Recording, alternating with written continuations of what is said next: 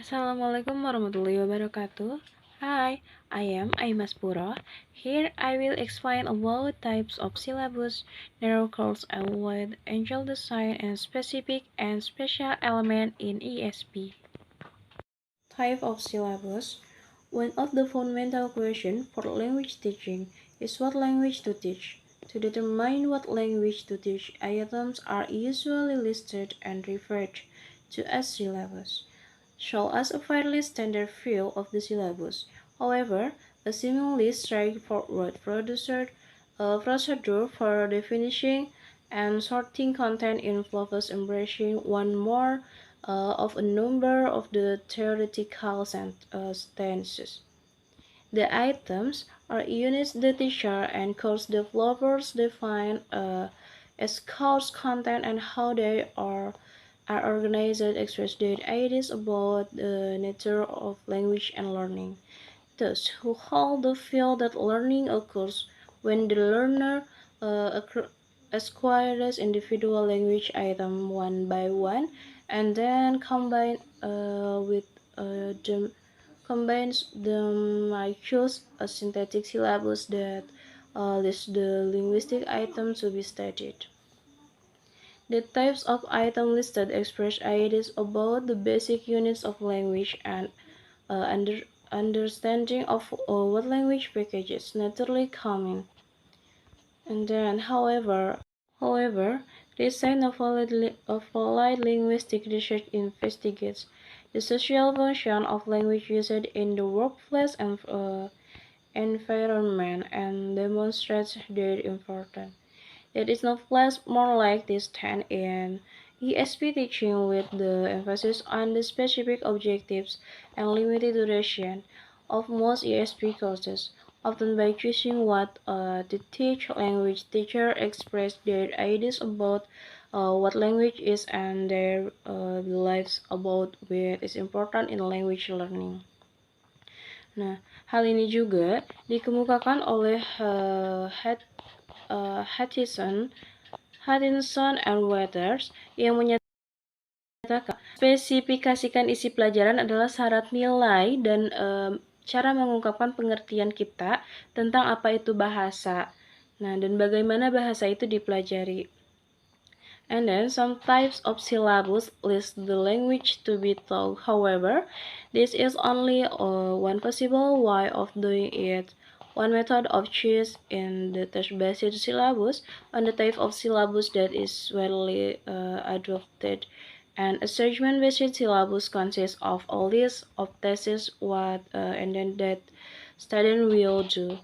Nah, di sini juga dikatakan bahwa memberikan tugas itu tujuannya untuk menggunakan bahasa itu secara bermakna. Narrow course and wide angel design. A course developer was confronted by a group of students who were planning to study English for academic purposes. He can make two courses: English for specific academic purpose, English for engineering studies, and English for social science. Engineering studies can be divided into English for computer engineering, commercial engineering, and civil engineering classes. Other course developer might not group students by discipline at all and prefer to design an English for general academic purposes program. Calhoun concludes that because texts vary widely in terms of their particularity and students vary widely in terms of their background knowledge, bahasa Inggris untuk keperluan akademik umum mungkin lebih disukai daripada bahasa Inggris untuk keperluan akademik khusus. Yang kedua, berfokus pada mengajar siswa untuk menganalisis dan meniru norma-norma disiplin tertentu yang ingin mereka masuki. And then, very surprised as universities. Untuk menemukan bahwa meskipun sebagian besar penulis mempublikasi ilmiah menganjurkan posisi kedua, pada kenyataannya sebagian besar program penulisan akademik itu mengikuti pendekatan yang lebih umum. Special and special elements in ESP. Needs analysis. and ESP often focuses on the skilled learners need to learn or work effectively in their target environment. Lesson and small frequency report and needs analysis to investigate the speaking and listening needs of immigrants, nurses attending nursing degree programs in the United States. Nah, beberapa kebutuhan yang teridentifikasi itu ialah yang pertama menggunakan fitur komunikasi paralinguistik dalam pengaturan klinis, terutama dengan pasien lanjut usia. Terus membuat obrolan ringan dengan klien, memahami klien yang berbicara dengan dialog bahasa Inggris yang standar gitu, yang tidak standar. Memahami arahan instruktur dan mengikuti prosedur langkah demi langkah gitu dalam melakukan uji klinis.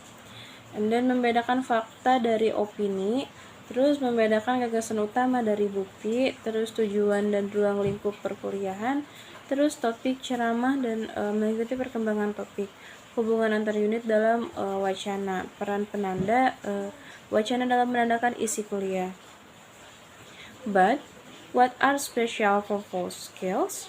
Arguably, the academic reading and listening skill listed here are used in a number of reading and listening situations.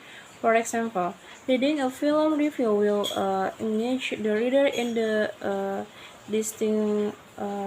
distinguishing from opinion.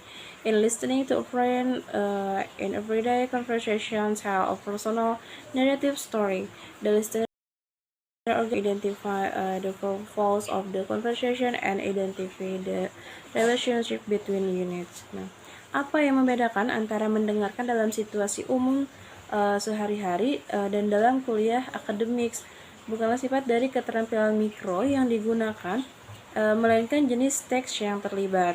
Dalam menganalisis kebutuhan, perancang kurikulum ISP ini mengidentifikasi keterampilan mikro dari mikro mana dari kumpulan keterampilan umum yang digunakan di berbagai lingkungan yang penting bagi kelompok pelajar ISP tertentu. Namun, jika kursus bertujuan untuk mengembangkan keterampilan bahasa, pengajaran perlu menawarkan lebih dari sekedar peluang praktik. Keterampilan mikro yang terlibat juga dalam memproduksi abstrak ini dipraktikkan secara ekstensif dalam siswa menyiapkan abstrak dan laporan rekomendasi mereka.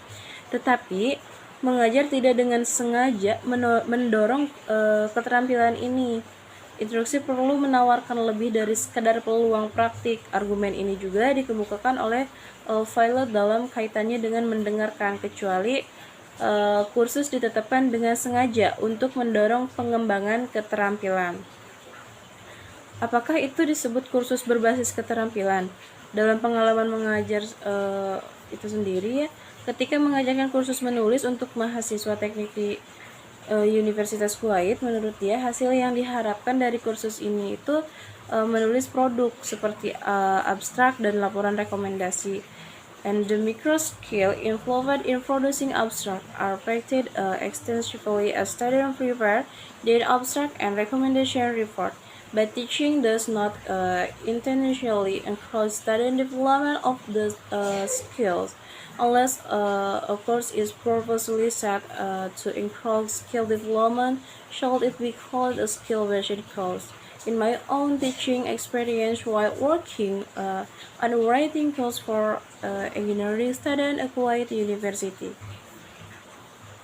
and then the expected outcome of this course is writing product, structured abstract and recommendation report. The micro skill involved in producing abstract are practiced extensively as students prepare their abstract and recommendation report, but teaching does not intentionally encourage student development of the skill. Unless a course is purposely set encourage skill development, shall it be called a skill-based course? In my own teaching experience while working a writing course for such as abstract and recommendation report. Thank you.